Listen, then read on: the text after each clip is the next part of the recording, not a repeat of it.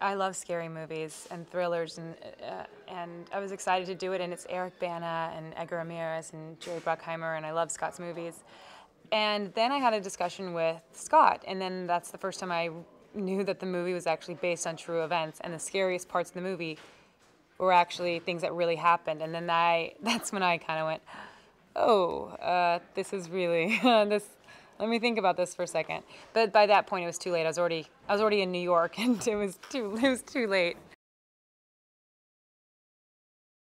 You know, one thing I loved about this character was her relationship to her family. For me, I think, as every actor, you want to do different characters in different roles, and this is a role I haven't done before, but there is one similarity that I bring to every role, and that's just my choice as an actress and how I want to portray female characters, and that's a strength. But strength to me comes in different ways, and some strength you can't see, and some strength isn't brute force, and I think sometimes, and with Jen, one of the hardest strengths to have is is just to hold back and just to love without any judgment, and that you have to be a really strong person to be able to just love people through it.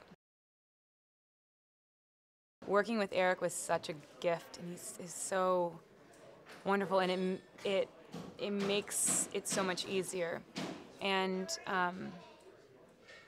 he and I had a similarity in what we wanted to bring to that relationship, and the ability to want to forgive each other or want to love each other through it. It was just the number one thing for both of us, and so it was so fun and so rewarding to play it. And I didn't realize how emotional I would get.